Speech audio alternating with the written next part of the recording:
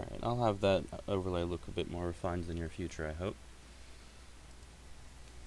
Yeah, I don't know if you saw some really nice stuff with us in Yeah, I just have Illustrator. the bare bones one where it doesn't have any names on it, but it's the overlay that I believe Kana made. Awesome stuff. It took me longer than I anticipated to get it all set up and ready for mine. Mm-hmm. See, I Yeah, just went having a ahead little even bit though of I trouble wasn't all set up and ready. loading in. Can you see, is it giving you a percentage loaded for me? Does it even show me in the player list? You are trying to join, is what I got. Okay. Alright, what do we got? Sagat, City and Serena, Shovel and Shields. ChucklyFun has Sage. Okay, so Burgs likes zoners, is what I'm seeing here.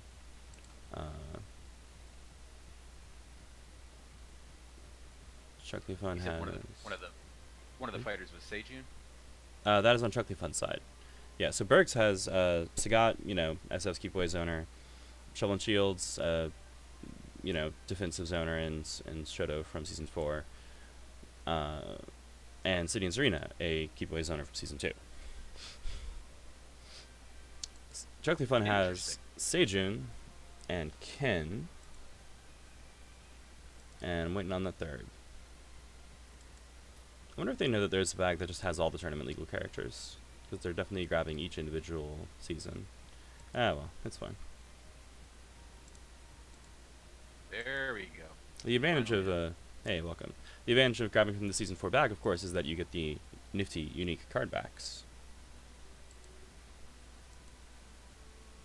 Thanks for having me, by the way, D. I just came off of another cast with, I think the first recorded match from the tournament so far with Mad and Hyacinthus. We saw a staging over there as well. All right. I'm guessing Hyacinthus is running that because I don't think Mad plays Seijun. Yep, Hyacinthus was running it. Actually, Ooh, Enchantress. Seijun took game 1 over there. Sorry. So ChucklyFun's third is Enchantress. We have Seijun and Enchantress with Ken. So we have Seijun, a stat monster, and a boss character. Ken, a stat monster, and Enchantress, a boss character, but not a stat monster. This should be entertaining. Common thread across those. Well, you got a Venn diagram. Seijun's the one that's got a bit of everything. Alright, they are working on their secret selection process now.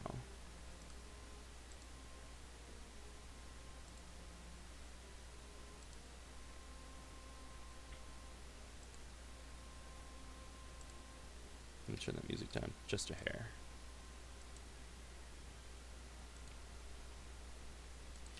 For those watching who might not be familiar with the process, there's a hidden area with a little bag, and you take your team back there, and then you drop one of them into the bag, take them out. You and your opponent will simultaneously reveal your character of choice. It's kind of like setting an attack.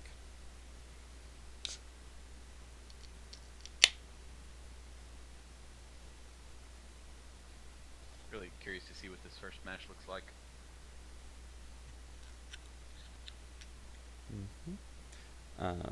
I'm just going to take a wild guess that ChucklyFun's going to run Seijun first on account of that was the character he pulled out first.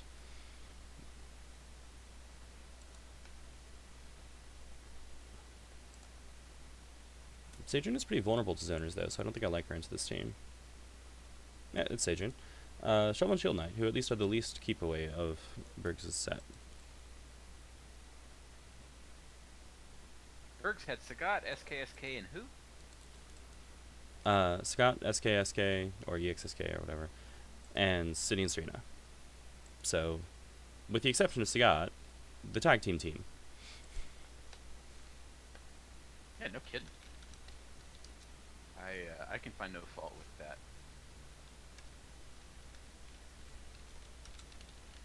So who do you like here? I tried to get a little pool running with Juppies over in our cast to see who he favored each round, and he trounced me. So Don't you think we have enough pools in the first place? ha ha ha ha ha. Match overall, I know ChucklyFun's being an experienced player. I don't know how experienced Burgs is. I think ChucklyFun has a generally strong team. Oh, sorry, I should have clarified. I just mean from the perspective of the fighters. Oh, in this matchup? Yeah. This looks like a skill matchup to me. EXSK are a zoner, but they're not really a keep-away zoner. They're kind of an all-rounder, all-ranger, and fairly technical. If Burgs is comfortable using them, then they absolutely have the tools to deal with everything. But Seijun is a stat monster who can be very difficult to answer. Make your time. Alright, we're gonna... There we go. Round 1. Fight. Matt says Inseparable could come out to great effect. Starting off priority, right? Yeah. EXSK is second player, Seijun is first. That's why Seijun has 7 cards. Because of course when you're Seijun, you just draw all the cards. It's fine. Yeah, what are rules? Deep Mulligan on Seijun's side, or at least Deep Mulligan opportunity. Just lets her grab transformations and EX attacks early on.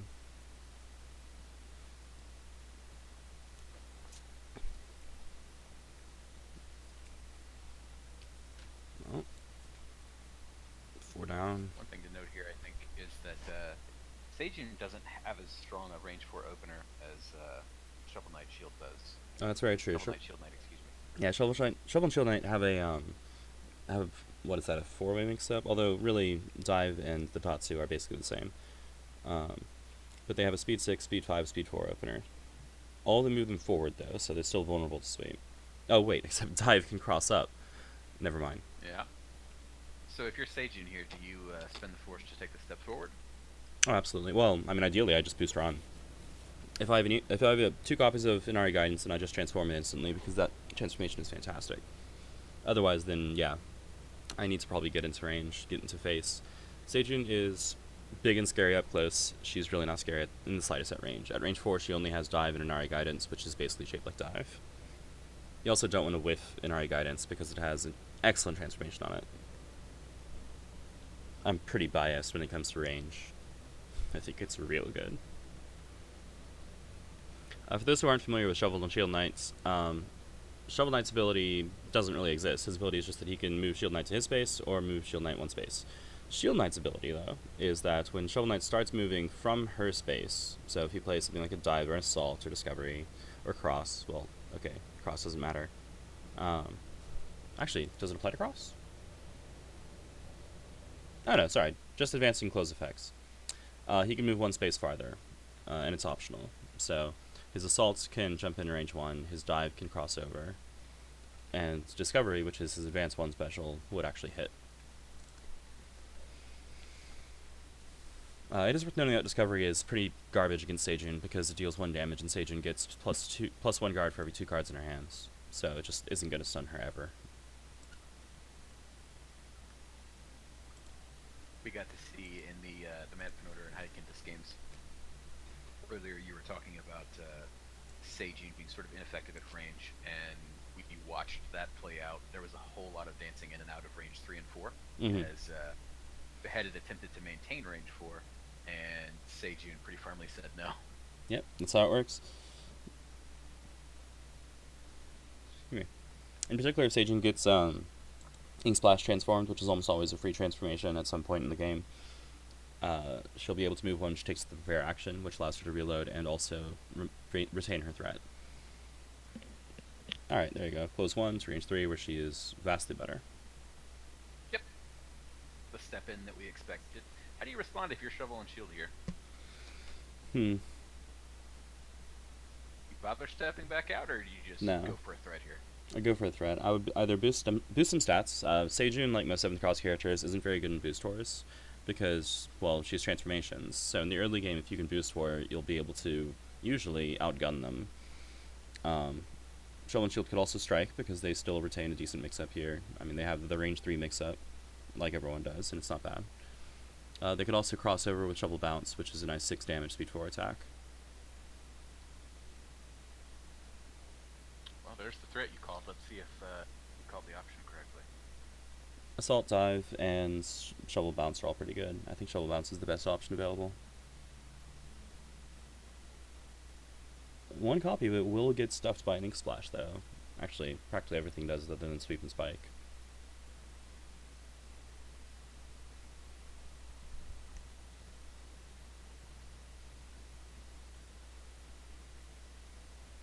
Range 2 sweep or spike on offense against Seijun. All reasonable. Sweep is pretty funny, actually. She doesn't have enough cards in hand to actually play a 7-power Ink Spike, which is normally what she uses to crush sweeps. And most people don't defend with Spike. So, it's a viable play. I'm going to zoom in on these card backs because they're gorgeous. Oh, what do we got? It's dive, over sweep. Alright. Seijun playing against the Assault, Discovery / Shovel Bounce components of the mix-up, loses to this one, and also Spike, but it wasn't Spike. Put Seijun in between the two of them, which is fine. While this isn't exactly where you want to be, there's not a lot of threat that happens here until Shovel Knight gets 3 gauge to put Shield Boomerang online. Yep. Important to note here, if you're new to Shovel Knight and Shield Knight, that ability on Shield Knight is a May effect. So dive was still live as a threat there. I saw the player checking the text there, so just verifying. Yep. That is, in fact, the way that it works. Yep, he advanced 3, he chose not to advance 4. He could have advanced 4, but, well, then he'd miss. Move Shield Knight back into position, makes sense. Seijun isn't likely to retreat. Against a character who's more comfortable at range, it would make sense to leave Shield Knight there so that you threaten the opponent if they decide to retreat with cross or backstep or something. But it's Seijun. She's not going to be backing up. Not if she can help it. She wants to be right where she is. Yep. Strike, she has 7 cards in hand, so this could be the Ink Spike or Ink Splash at speed 7 or power 7 respectively. Wait. Power 7 or speed 7 respectively. There we go. Strike that, reverse it. Which means that sweep is a little bit risky to respond with here. And so is that. That is Ink Spike, and it will guard Crush Shield Gong, which has 2 armor, 4 guard. It's a budget focus, but the budget part matters a lot here. Focus has a total of 7 defense, this is a total of 6, and it gets destroyed. Sad day. That is Seijun being a stats monster. Ink Spike also has, in my opinion, a very valuable transformation, which lets you add up to +2 power on your EX attacks, which, because she has such a large hand, especially in the late game, tends to mean that she can just throw a billion damage at you with the greatest of ease. For sure. And that was a pretty, that was expensive from a resource perspective for Shovel Knight and Shield Knight. That was a 4th special, so having to spend the block from hand in order to validate. Yeah, quite true. Having that attack go down without getting to take anything in trade is pretty rough. Yep. I don't know that you expect to really compete with Seijun's hand advantage, but it still hurts when you have resources go down for no return. It is worth noting that that was basically spending 2 cards to get 2 armor, which, you know, it's armor, but that's a very low value trade. Like. Yeah, especially once we saw that the block was in hand. Oh, is that what was spent to validate? I didn't catch that. Yep. Oof.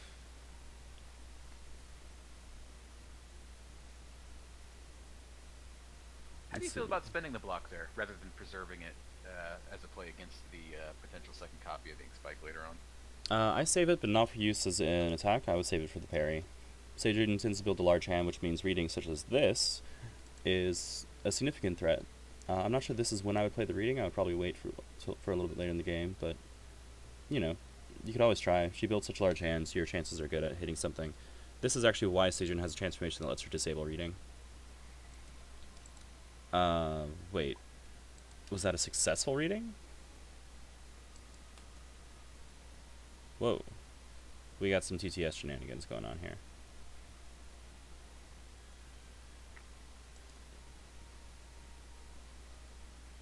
It looks like he's trying to move his hands. There we go. Okay, unsuccessful. That makes a lot more sense. Yes, I'm guessing that was probably Spike? Yeah. Considering that was a shield gong on offense, which would underspeed Spike and push it away, giving Shovel Knight some pretty valuable range.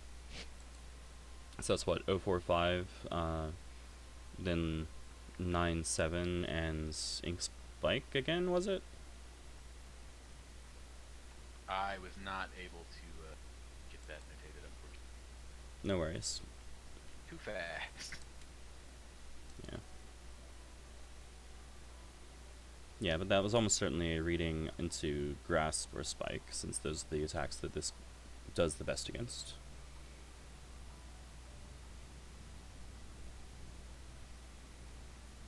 It's still a trade in both directions, though. Yep, keeping the game pretty even, honestly. I think I might favor Seijun from a momentum perspective just slightly. Seijun should have taken 2 damage there, and she did not. We have permission, by the way, from Taxi. We got verification that rules corrections are allowed and encouraged, but we should not coach or advise.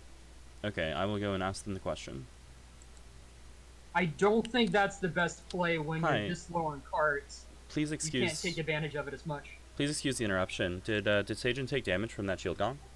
Oh no, not yet. All right, that thank was you. 2. Oh, thank you. Thank Dave. you. Mm-hmm. All right, we good.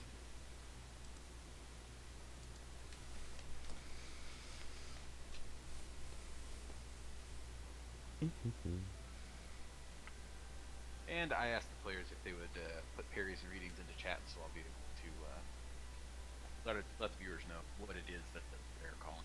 Mm-hmm. Instead of leaving it forever a mystery.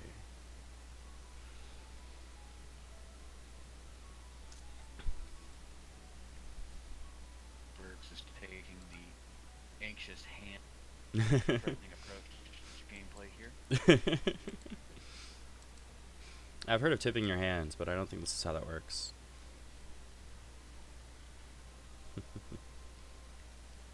Obviously, some nervous energy being worked out, but that is expected. Honestly, this is a huge tournament. There's a lot of players and a lot of skilled players involved. Mm-hmm. And these are some of the the opening matches, and plus with us casting and everything, there's notably a lot of pressure that the players are dealing with. Mm-hmm. I mean, pressure's optional. Play fast, make mistakes, die spectacularly. Not a bad way to do it.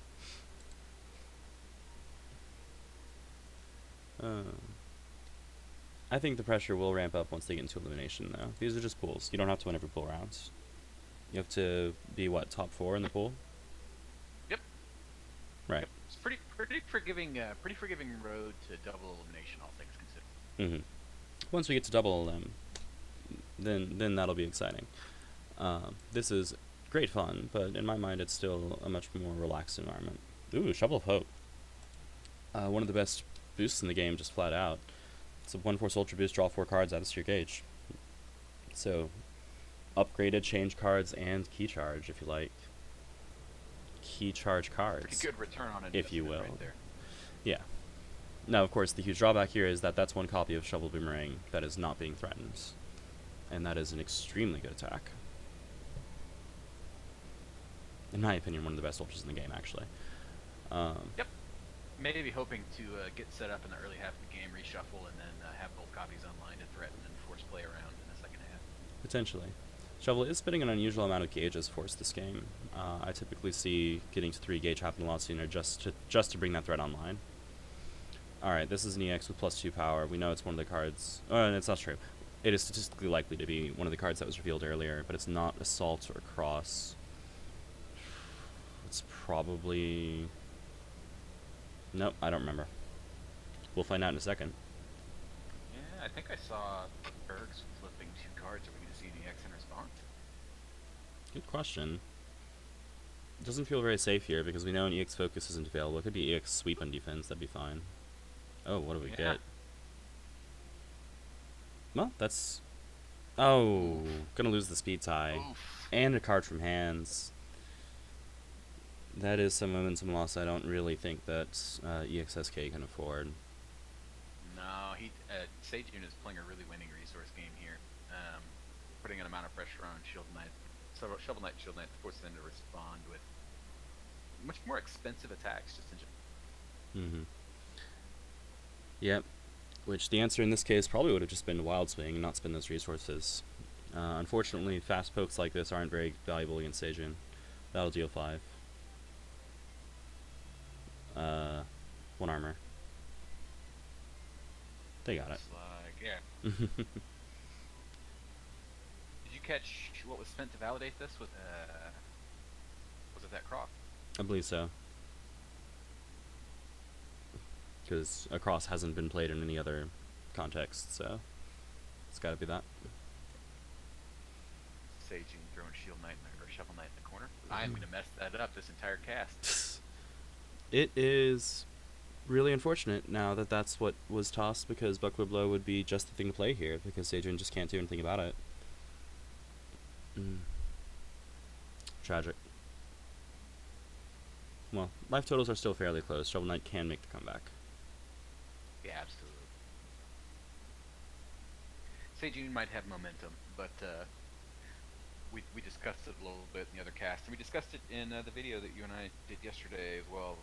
Life is a resource, and even though Seijun has the lead right now, it's just something that you spend to close the game out, right? So if Shovel Knight Shield Knight spends that life appropriately going forward, they can still close it out. Parry lands on tandem attack. Seijun is down to 5 cards in hand, and she's just not very threatening when she doesn't have a large hand, so she has spent some of her momentum. She'll need to build back up in the near future. Oh, whew. Well, that's going to hurt. Discovery deals 1 damage, Sweep deals 6. Takes a card out of Shovel and Shield's hands, although this does mean Shovel and Shield will hit 3 gauge. I may need to take back my previous statement. Seijun is securing that momentum lead for sure. Yeah, tosses the other Discovery and Engage, which makes sense. The card is, as I said, pretty low value in this matchup. Are you getting the visual error of... Oh, never mind. It has corrected itself. Okay, well, probably not then. I was getting the locked in place boost. Not certain what happens there, but occasionally in TTS, card will remain still even after it's been moved to another location. It still shows up on screen. That's true. Something else interacts with it. That's true. That's something everyone should be cautious of. If you're a tournament player and you're listening to this, make sure to check the position of cards as things move around the board. Don't assume that, like, a boost that wasn't discarded shouldn't have been discarded in case your opponent just forgot to remove it, or if it got stuck because of Tabletop Simulator. Just like in real life, you can end a strike and forget to clean up your boosts. So be aware of your surroundings. EXSK flips. Well, that armor could actually come in real handy. Like, normally I don't advise the flip because Threatening Shield Boomerang is so valuable, but with this life delta, it makes sense to me.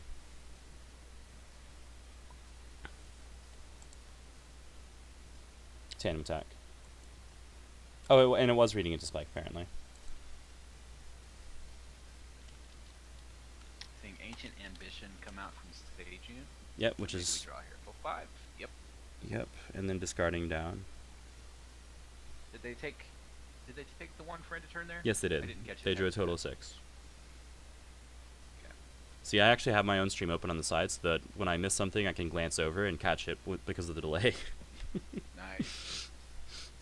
I'm gonna take that one down as a note. Yeah, choosing her end of turn discard now. She's at 10 cards. She's got to toss 1. It's not too hard. And I think while the players are making a decision here, it's a good time to shout out Level 99 for sponsoring this event, and make sure if you're new and you're a viewer that is just getting into Exceed or is somebody that is wanting to learn more about. Join us over on the Level 99 Discord community. We got a lot of players that are willing to help you learn and get you going in the game. The module, or the module, using the correct word that we're using here, is one that D actually maintains for us. Hi. And runs off of Tabletop Simulator. So you can pick it up, try the game out, learn it, and then head on over to the Level 99 store to pick yourself up some fighters and join us. More There you the go. merrier. Good shout out. Yep.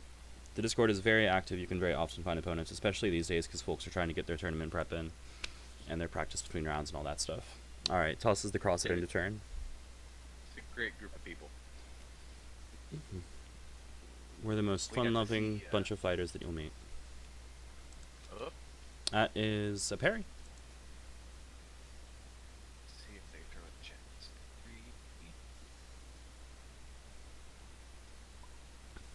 Tale of 7 Trials. I think that's known, actually. No, they spent the known one. They can still have the other one. Is this going to be a 10 Gotcha. or 9 card hand reveal? Oh boy. Get your notes ready, Burgs.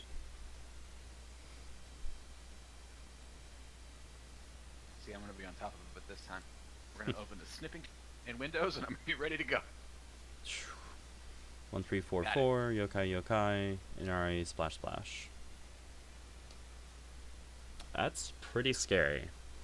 See, when I saw the boost come out from Shovel and Shield when their turn hit, I was so hoping it was going to be attacks on the other side of Shield Knight don't hit you, but I actually think both copies of that card are down.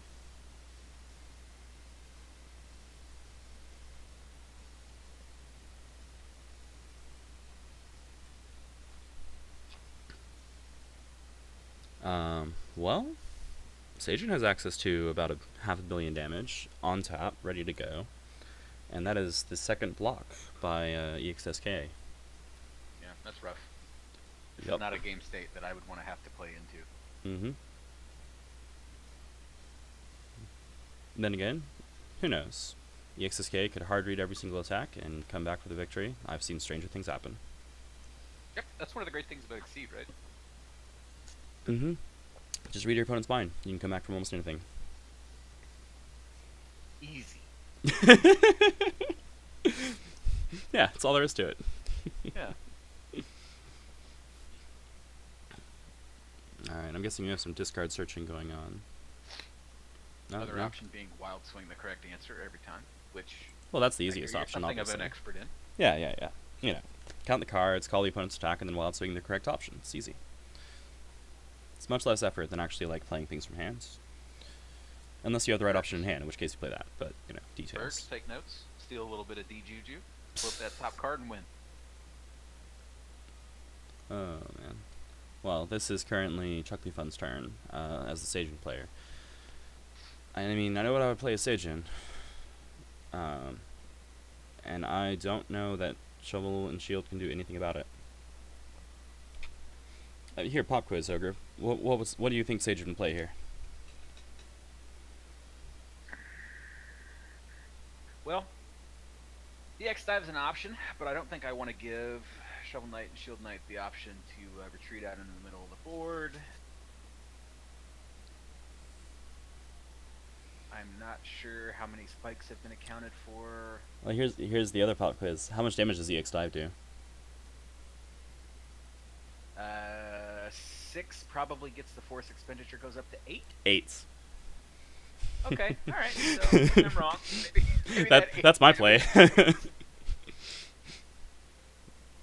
Yeah. I just wonder if I wouldn't maybe save that to close it out. Hit him with a EX splash maybe, or just a splash. Throw the single card splash. That's pretty fair. The thing is that if Seijun doesn't move, remember, Shovel Knight gets +2 armor. Which could, Oh, yep, sure enough. which could actually help quite a bit. So just throwing the EXing splash would not be enough. And it's Seijun, right? So if you're spending those cards to try to bring them down into lethal range, you're also losing damage off of some of your follow-up attacks. Right. Dive would be unaffected here, but Yes, Extra Life. Both Bucklers and both Gongs are down. Both Discoveries as well. We've seen 0 copies of Shovel Charge, I believe. Yeah, speed 1. That's the Shovel Charge.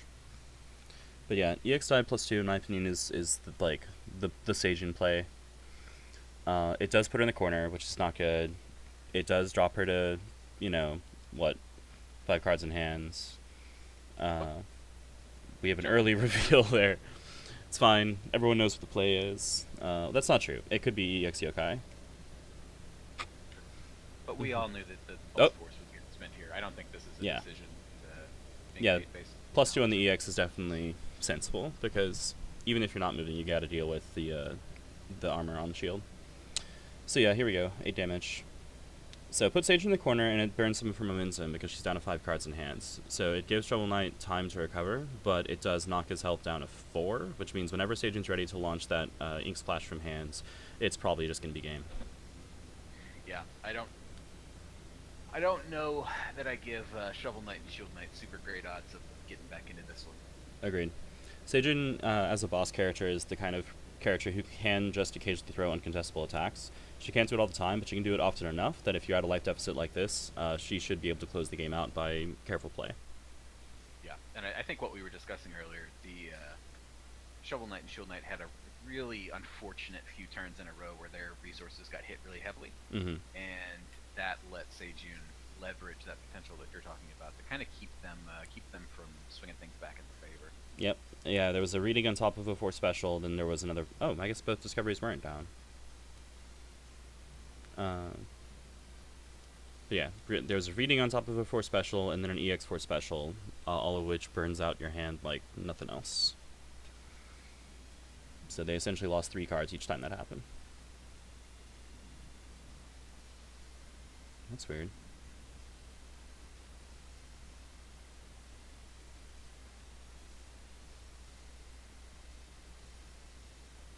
I missed it. What happened? It was the boost, retreat 1, take another action. Well, advance or retreat 1, take another action, I believe. Yeah. And then moved Shield Knight between them for the armor. Seijun preps. Reloading for that kill shot. Yep. EXSK doing everything they can to try to build up a life buffer there. Yeah, I think they would have... They prepped. I personally would have taken the reshuffle action here. Defensive reshuffles aren't super good, but sometimes you just gotta pray for that block on the reshuffle.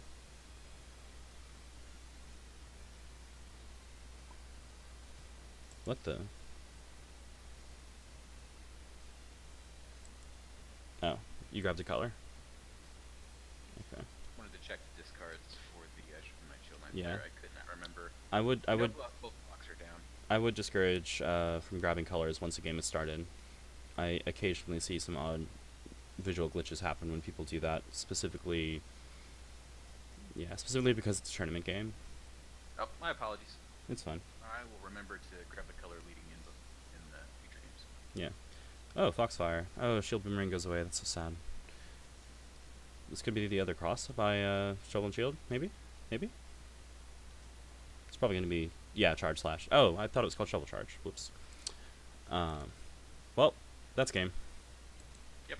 Okay, I do want to check on that other discovery now. Alright, I'm just dead wrong. Whew. So we got Burgs stepping up into, or excuse me, we got ChucklyFun stepping up into 1-win lead, which will drop Seijun out of his available pool of fighters, while Shovel Knight and Shield Knight will return to Burgs.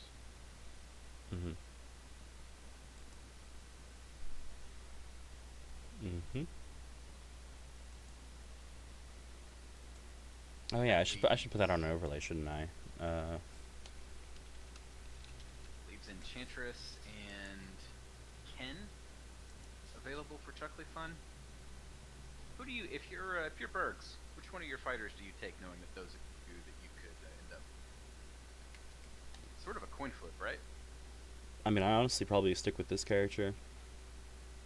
Like, all things being equal. Because the loser can stay, right? Yep, absolutely. Yeah, so I think I'd take EXSK into Enchantress or Ken.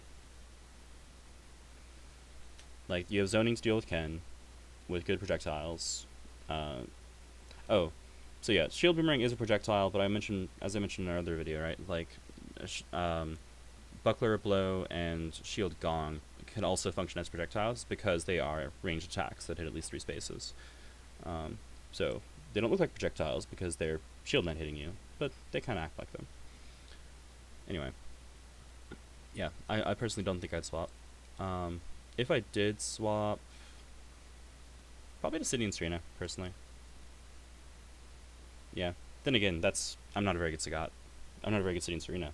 I'm not a very good EXSK. I'm not very good with any of these characters. But if I was Burgs and I was good with these characters, then I would probably either stick or swap to City and Serena. Yep. I think you're right there. I think City and Serena have some great feel with either option, but I would probably, if it was me, feel a bit more comfortable trying to pilot EXS to it.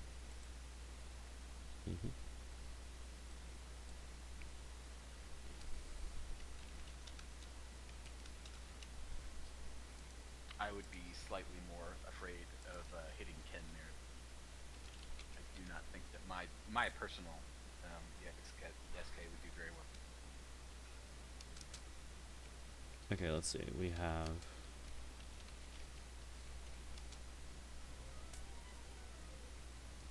I'm gonna try and put this up on the screen. Let's see if I can do it.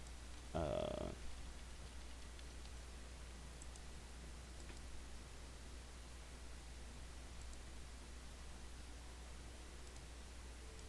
mm.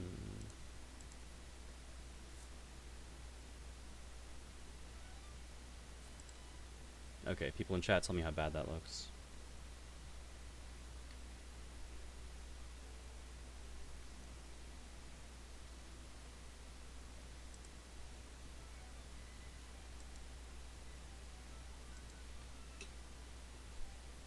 Well, for one thing,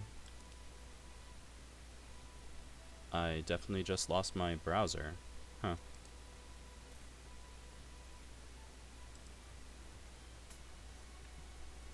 Hopefully my connection is still up.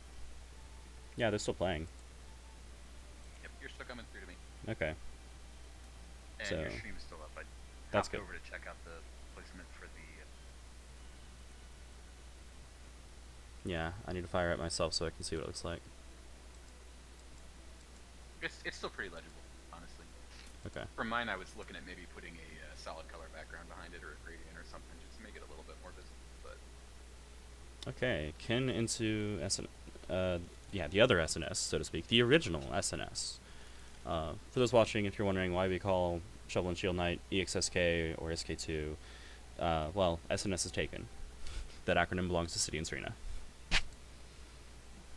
Okay, browser's back up.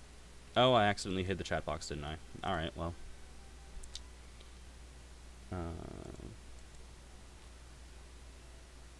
As somebody who quite likes the puppet fighters across all season, I like that we saw both Shovel Knight, Shield Knight, and City and Serena on one team. If S1 was legal and Burgs didn't play Ishka or Niska or however it's supposed to be pronounced, I would have been sad. Mm-hmm.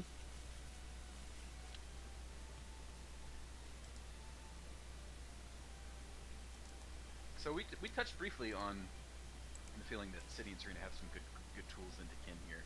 Just speaking from a raw fighter perspective, who do you favor in this matchup, Kin or City and Serena? Ken. Kin is a stat monster who can get in your face for days. City and Serena are a keep away zoner who rely on keeping the opponent at arm's length, if not farther. Kin is very good at not being at arm's length. Any key cards in the matchup you think we're going to need to see the City and Serena player abuse to sort of prevent Ken from leveraging that advantage? More like any key charges in the matchup, right? Okay. Alright. No, I mean, Axe Kick is an extremely good card. Choking Thorns, as always, is a key card for City and Serena. It's one of the best specials in the game. It's stupid good, extremely reliable. 6 power, 2 armor, stun immunity, free gauge. Just slam that card for days. I think the boost on Pea Shooter is quite good. It prevents Ken from moving, which means that if City and Serena have Blossom Haze and are out of range to use it, they can just poke Ken out because he doesn't have really anything that he can do at range other than play Knee Bash, which needs to close in, or Hadoken, which is only speed 4. So I'm liking Blossom Haze, Spore Burst boost, or not Spore Burst boost, Pea Shooter's boost, Choking Thorns, and then on Ken, Axe Kick and Knee Bash.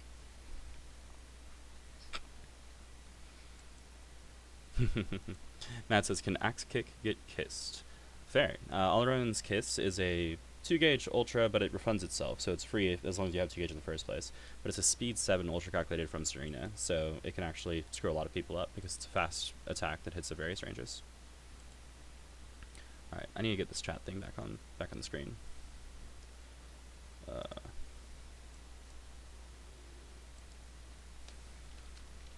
you accidentally close it from the OBS overlay? Yeah, when I was putting the fighter list up.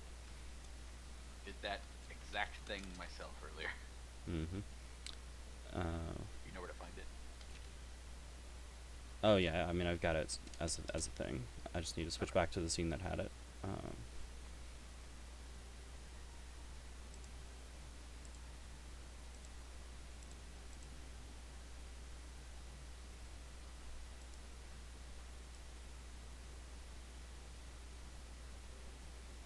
Well, it's a little sloppy looking. That's fine. Great on a curve, folks. It's my first time doing this. I guess I should use an O for the victory and an X for the loss, shouldn't I?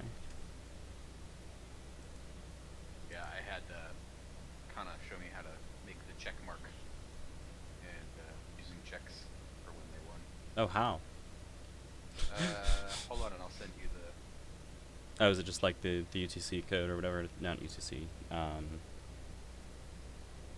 It's a super helpful copy paste. That's Yeah, what I know. that. Unicode, that's what I'm trying to say. UTC stands for the Universal Coordinated Time.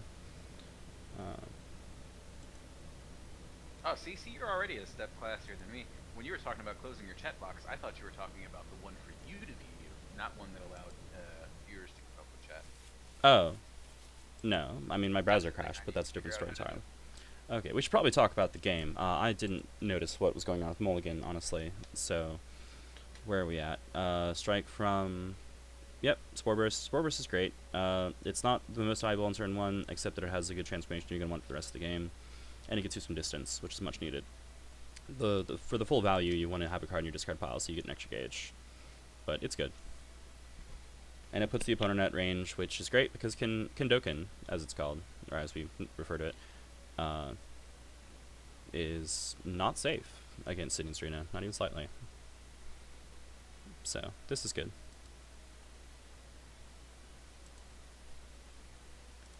Okay, let's try this checkmark thing.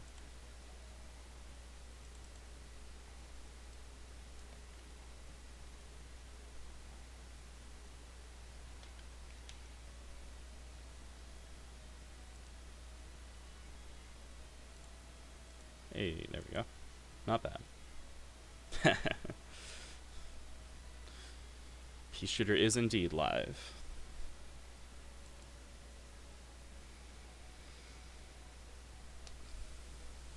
Alright, Ken's turn. I think the Ken prep is pretty straightforward here. Like, he's gonna walk into Blossom Haze, but there's also not much he can do about it. If he doesn't have Cross in hand, if he has Cross in hand, he should run in, for sure. If he has EX Hadoken, he should play that. Probably doesn't have EX Hadoken. Okay, running in is good. Apologize, I had to step away for just a moment. No, you're fine. Oh, I didn't actually update the checkmark visually, didn't I? There we go. Okay, so what did I miss? Ken spending a run to get back in. Yep, got pushed by Spore Burst, ran back in. I think it's really funny if this is the other Spore Burst. It's probably Blossom Haze. Like, Venom Lash doesn't hit, Blossom Haze is good. Could also just be Spike. You know, gotta play normal sometimes. Critical knee bash?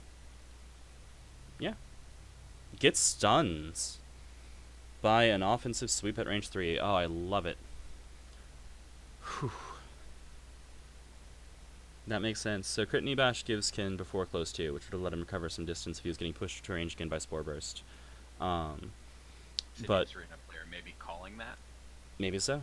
Maybe so. Sweep and Spike both destroy knee bash. On offense. If knee bash is used offensively, then it becomes more reliable and it doesn't lose to sweep. Alright. Yeah.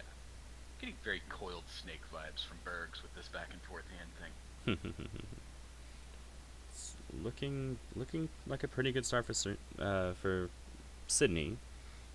I mean Serena too. Let's see, taking the Sydney action to drain some blood into his gauge. That's good. Axe Kick means that block is low value in the matchup, basically, so it seems fine. Ken standing right in range of Choking Thorns, although there's no discard pile yet for Sydney. Probably going to take the Ken action again. Yep, gets range 1. Makes sense. That's where you want to be. Is this another Spore Burst? Maybe Cross or Grasp.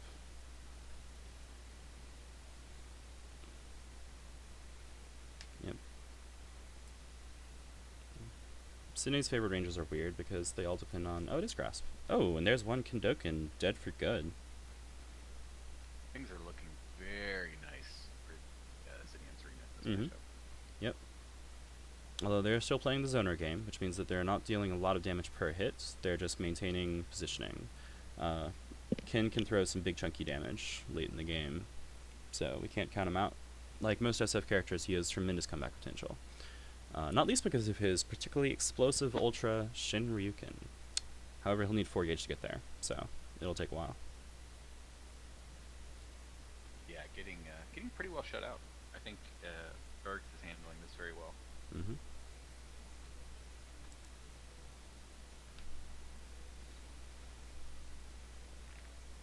First casted match went to the full 3 games. We might be seeing that here as well. Did Ken take damage from Grasp? I don't think so. Would you mind going and asking them? Yep, I'll hop over there now. Thank you. Oh, they caught it. There we go. Oh, you put it in chat. Message. Yep. Got it. Oh, they did take it, I guess. Let's see. 1 plus 6 is 7. No, they didn't take it. Alright, I'm gonna go ask.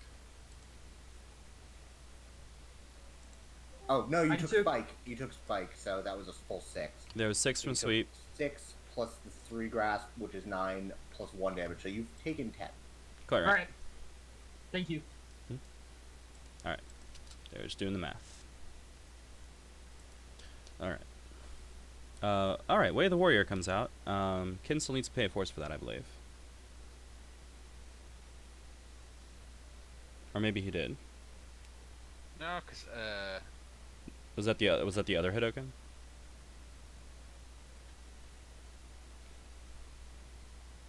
that was not.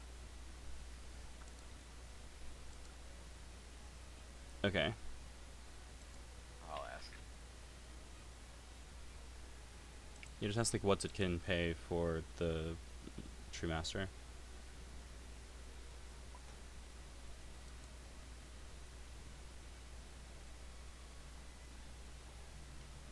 Unless maybe they shuffled the...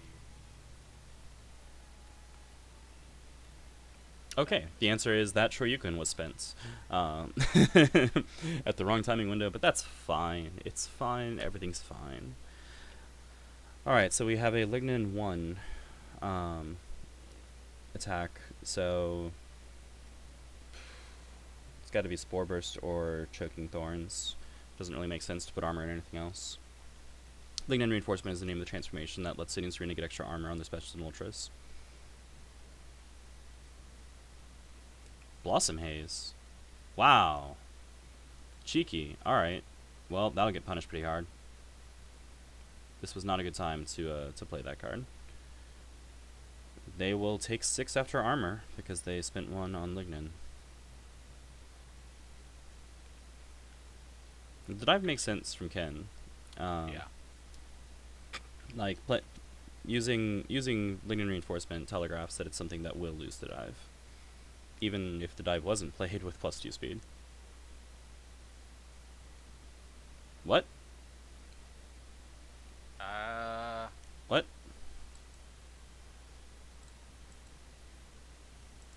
Hi. indeed. Sorry, how Yeah, did what's you up? use cross to retreats?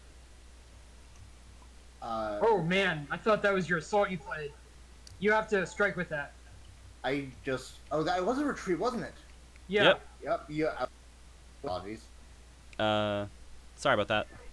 No, thank you. Righto, good luck. They both thought it was assault. Or actually, I think Burgs thought it was advancing because he's so used to using it to cross up, and then ChucklyFun thought it was assault. All right.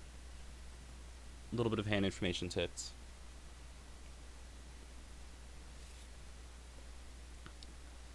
Burgs Yeah. a bit anxious there. Hopefully we don't have to. Okay. Wild Swing. That's fair.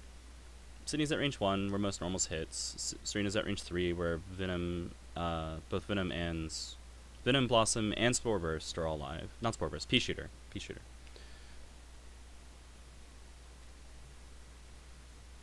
That is bad. But it's a gauge for 2 life.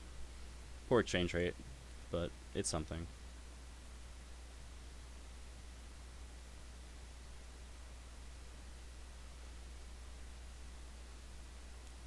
After effect. Not getting the gauge there.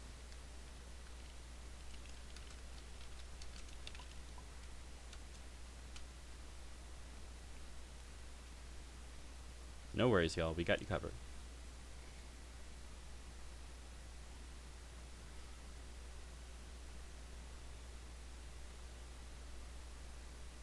This is some of what I was discussing earlier when I was talking about the pressure on the players. Like you pointed out, in pools it's less pressure, but we're still seeing, this is a big event. And these players, even though they know what they're doing for sure, it's easy to make those little mistakes when you're really focused and you're trying your hardest. That's true. That's very true. At the same time, I do feel bad about the interruptions because I know that being interrupted in the middle of a game like that can actually throw off your focus even worse. Yeah, the original stance, as I understood it, was that we were not going to provide rules corrections, but as it came up in the first cast, the tournament organizer stepped in and let us know that when it comes to actual Game state errors? Yep, we needed to correct it where available. Makes sense. Ooh. Oh. Well, Pea Shooter hits, but doesn't really do much good. Nevash is just gonna hit back.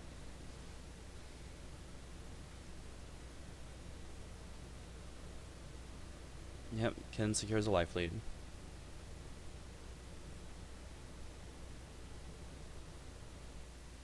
That early momentum that Sydney and Serena had built up and were kind of riding, I feel is slipping away a little bit. Not too bad, though.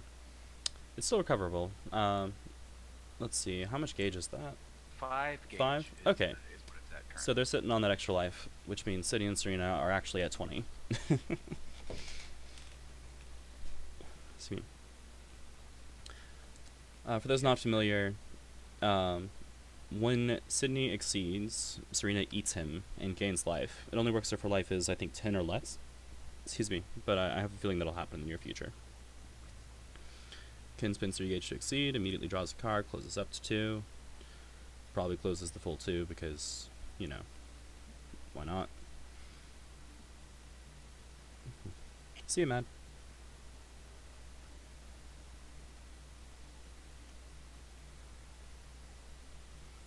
And draws for end of turn. There you go. Alright. Sydney strikes. Immediate aggression from Sydney and Serena.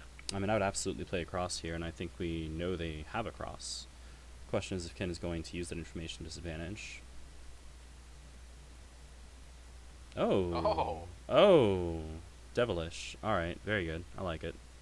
Ken's going to try to use that information to his advantage. That was very, very clever from the Yep. Sydney and Serena. Dangerous assumptions. Good play.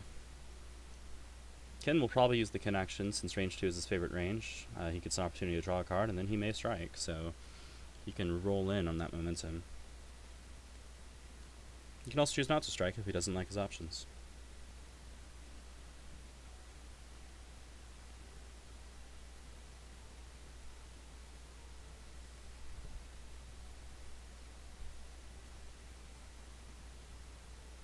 That was a really good exchange for Sydney and Serena. We're back to a pretty even game state. Sydney and Serena have, the gauge advantage, but mostly I think, like you pointed out, they're holding on to that for their second life. Yep, which will be a huge help. Amusingly, it's not going to happen here because Ken exceeded, but if Ken had built 4 gauge, he could actually kill from 11 and just skip the extra life outright. Alright, Ken does strike. Okay, that's fair. They get to play the cross on defense, jump out. That is very good for Sydney and Serena. Once again, we have long-range zoners doing zoner things. This puts Ken in range of a bunch of Serena's attacks, while Sydney is safe from everything but Kendoken, and Kendoken gets stuffed by basically all of Serena's attacks at this point. Yep, and we know one copy of that attack is down regardless. It's true. We have a change cards action almost certainly.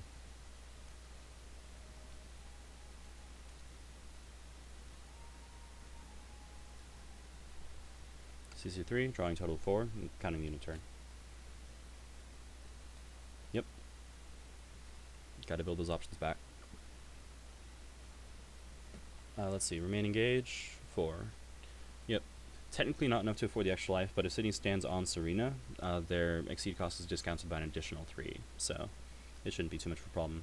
Kin is out of both knee bashes, doesn't have the gauge for it. He could have a dive remaining, and he probably still has a Kendoken, so it's dive or Kendoken. Blossom Haze stuffs them both, so does Elrond's Kiss.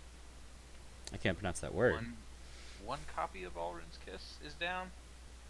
You're right. I am not sure about Blossom. One copy of Blossom for sure, I'm not sure about the other. I mean, we're looking at it, it's on top of the discards. Yeah, I'll check real quick. Only 6 in discard, so... How many? One copy of Blossom, one copy of Elrond's. Okay. Both of those are fantastic here.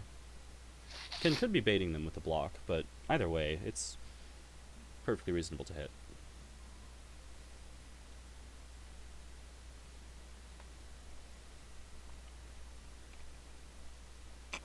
Maybe you were right and he goes for the cheeky dive here. I doubt it, it's too unsafe. Oh! Yep, you tried it. It's worth a shot. Sometimes they don't have it, right? And if Sydney had read the bait, then they respond with something like Choking Thorns, and dive just beats it clean.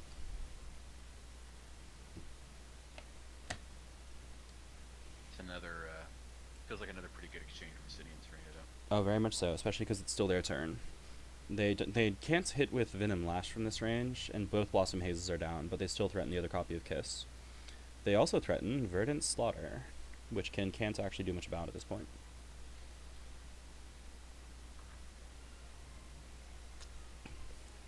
Tense match. Mm-hmm. City and Serena has been just on point. There was a little section in the middle where they lost some momentum, but pretty quickly recovered it. Mm-hmm. Filters and assaults into gauge with the blood draw ability. Very good. Where did I steal the name from? Oh, Zanitia, Battlecon. It's more of a blood drain ability.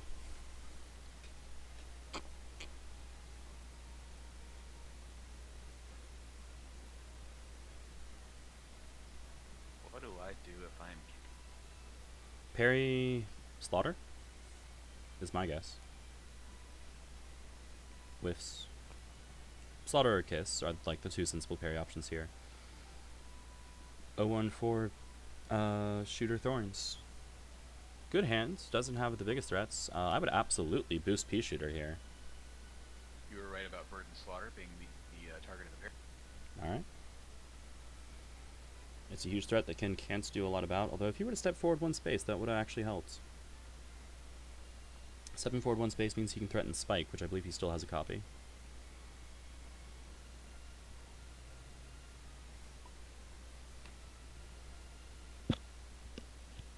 L14 Shooter Thorns. Yep. Nice of Chuckly to provide that in chat for us. Mm-hmm. Yeah, I guess I'll leave that up so folks can see it. I mean, I think he's probably putting it for himself as well. No taking is allowed.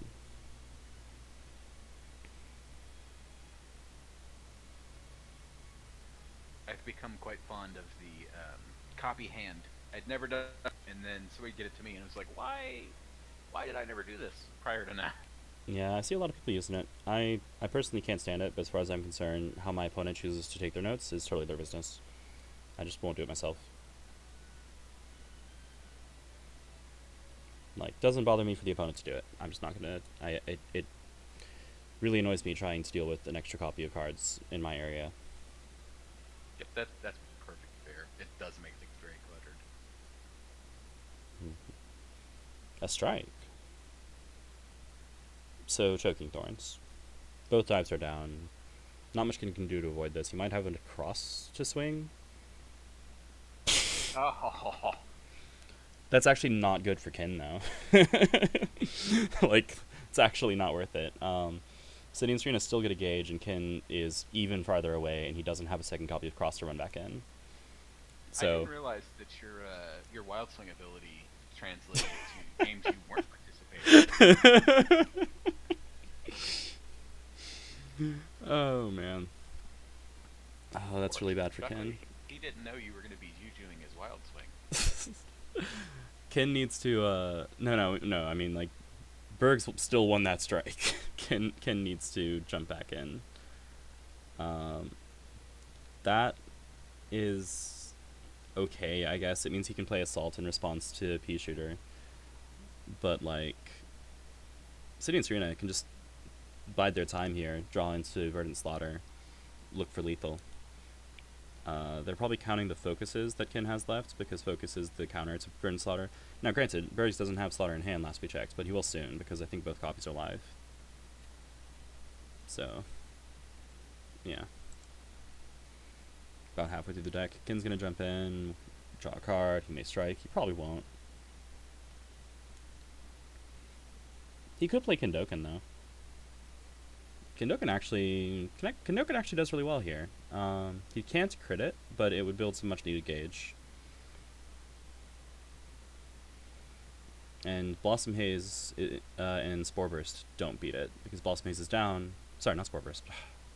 Pea Shooter. Pea Shooter doesn't stun it. So I think that's the block. Oh, no. Venom Lash was definitely not safe here.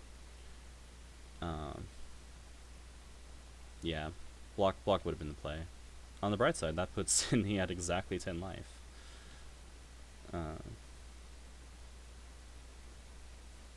Ken probably wants to loop this. Not necessarily because he's planning on striking with it again, but because it would allow him to not to hand friends top of deck. It would allow him to draw it again and maintain that threat after he moves forward on his next turn, presumably. City and Serena could flip here, but I actually feel like it's a better play for them to stay where they're at and hope to draw into the Verdant Slaughter, or just play Verdant Slaughter if they have it. Like, they have the resources to burn here. So probably Pea Shooter or Verdant Slaughter. Pea Shooter is actually fine, though. It stuns the Hadouken. Ken, if he's really ballsy, can trade with Slaughter by playing Crit Kendoken. What? That is really cheeky. That is some force-efficient movement. Sydney is getting on top of Serena to make that exceed cost free. Going to range 3. Pea Shooter is still alive. Kendoken is still not safe. But Ken is able to jump into range 2 and play something like Crit Axe Kick, which will really make this not worth the exchange. That said, if the other kiss is coming soon, Sydney and Serena are still going to be fine. Trouble is, they can die in 2 hits. They need to be careful. This is either crit Shoryuken or crit Axe Kick, almost certainly.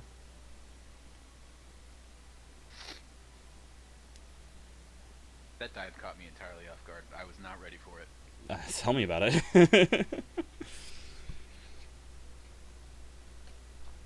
Yep. So Ken's a Street Fighter character. He can make his attacks critical, which gives him extra triggers on the attack, which are just whatever's printed on the attack. Axe Kick is an ignore armor attack with before close 1 that is normally speed 4, with critical it becomes speed 6. Shoryuken is a speed 5, 7 if Ken initiates attack that gains before close 1 if he criticals it. So he's threatening both sides of that. Excuse me. Righto. Focus into Axe Kick will actually trade, which is fair. Yeah, Focus does well against both these options. Yeah, Trades down, it doesn't but feel too bad as the city.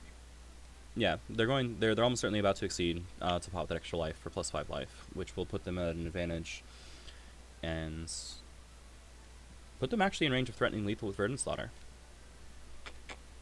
which is a pretty big deal. City and Serena basically have to flip here, otherwise Ken's probably just gonna kill them. Seems like, well, thinking about it. Nom nom nom. There we go. Nom nom. Yeah, 10 or less life. You want something done right? Do it yourself. Plant Monster Online. Yep. Mean Green Mother from outer space. Well, not from outer space, actually. Details. So how do you close this out if you're Ken? What's your plan? True Master.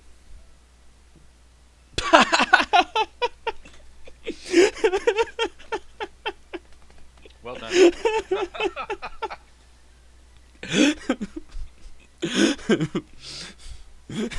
Okay. So what's your next plan? Crit axe kick for 7. And you know, ideally maybe fierce if he gets another turn, but he probably won't get another turn. So, how much guard is on Verdant at this point? Cost 2, +5, printed 3. So actually, Verdant Slaughter is still the play here. If Ken has Tatsu, he can hard read Verdant Slaughter. Let's see, Alaron's Kiss beats the Tatsu cleanly, and it is actually super bad for Ken because it would cost him Gauge.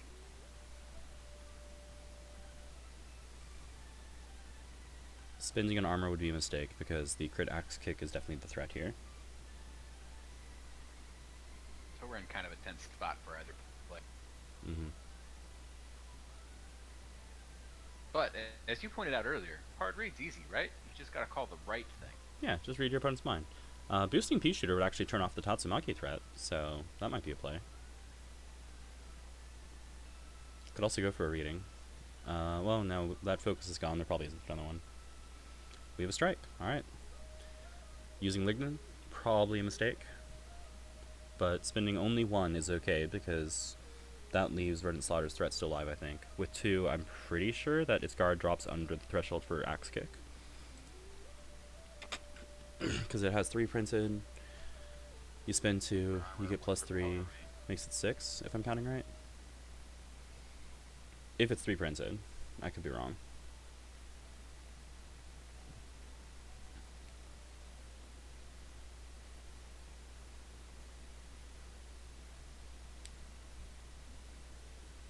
See how Ken responds to this. If he has the Axe Kick, I think he plays it, but he might not have it. If he doesn't have it, critical Wild Swing, hope for that Axe Kick.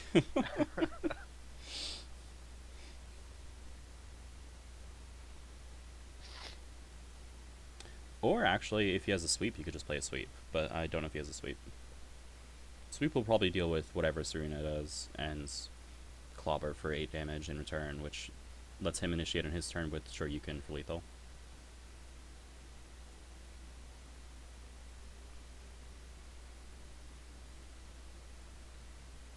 I'm ready for the attack to flip.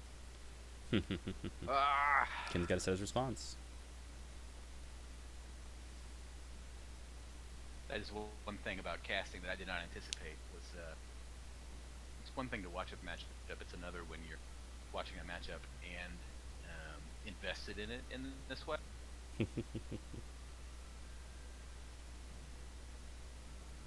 Well, pretty soon we'll see what you get as a return on investment.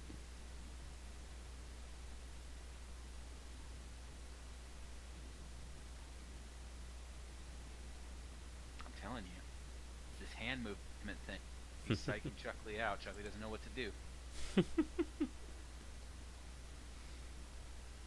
I'm gonna try this. This is gonna be. I'm gonna pull this on Mad in my matchup intro. I'm just gonna do this little back and forth hand movement thing. I mean, I do my hand to the left and right, but that's usually because I have upbeat music in the background. It's different from my stream music.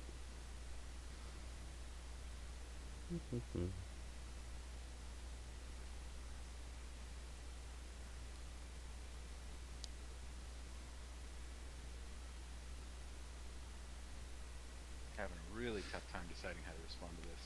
Mm-hmm. Understandable. This is. I mean, it's really important to call this right at this point in the game. It is the sweep. Oh, it is Spore Burst. That is going to get crushed. That was... Wait a second. No, +2 armor. It doesn't get crushed. Holy crap. Yeah, take 6. No, only 6. He only spent for +1 armor. Oh, really? I thought he spent 2. He spent 2, but 1 was for plus power and plus strength. He doesn't... Oh... Tragic. Well, that's probably decisive. Ken can't actually trivially kill, though, which is kind of funny. There's the sweep. If Ken Let's see. If Ken runs Axe Kick, it loses to Grasp, and I think there is still one Grasp remaining on Serena's side. I could be wrong. It also loses to all-around Kiss. If Ken runs... well, Tatsu loses the same things. Go figure. What is it? If he runs Shoryuken, he can actually lose to a +2 armor Verdant Slaughter. So... boosting? Probably still the answer? Oh, change cards. No, that makes sense, yeah. Load up on options. Ideally, get ready an EX attack. 1, 2, 3, 4 in a turn. No in hand, yes. Not required to reveal. Opponent would have to request.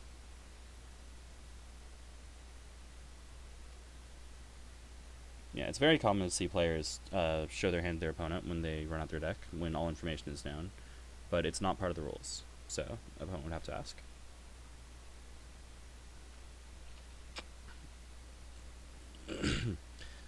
Technically, it's just shorthand for please hold while I check your discard pile and determine the contents of your hands.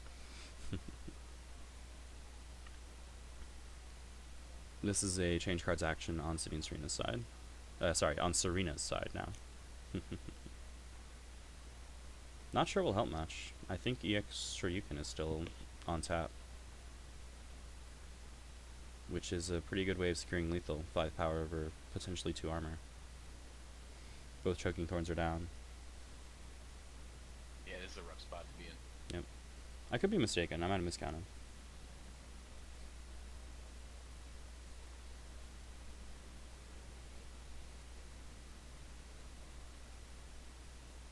+1 power and strike.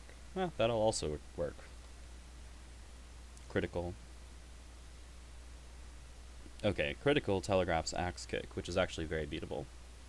Let's see if he was cheeky or if he's playing the mix-up. Axe Kick is cheeky because it loses to Alrune's Kiss, and also Grasp, but Kiss is the likelier play if it's available. Uh-oh. And maybe using the crit mechanic to bluff that, though. Yep. And then playing the Shoryuken. If Serena's wild swinging, she should spin for armor just in case. It improves her coverage, I think. Because Ken could be playing something silly like a Grasper across if he has any left. Maybe unfamiliar with that errata. Oh, that's possible. Yeah, there is an official route at City and Serena that they can spin their ability. Yeah, there you go, like this. Even on a wild swing. It just will only apply if it's a special or ultra. So you can set whatever you want. Oh. That is probably going to be invalid. But I don't think anything will save them. Yeah, it was the the Shoryuken bluff. Make him feel the axe kick. Yep. And this loses, so you should invalidate it, although again, I don't think anything left in the deck will save.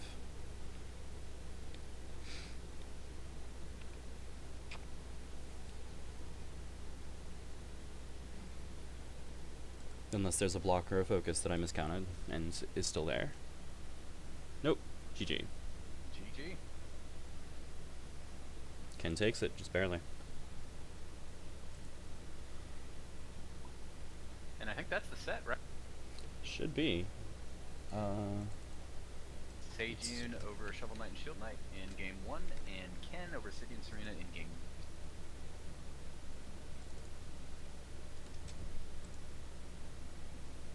I really do not have these icons lined up very well. It's fine.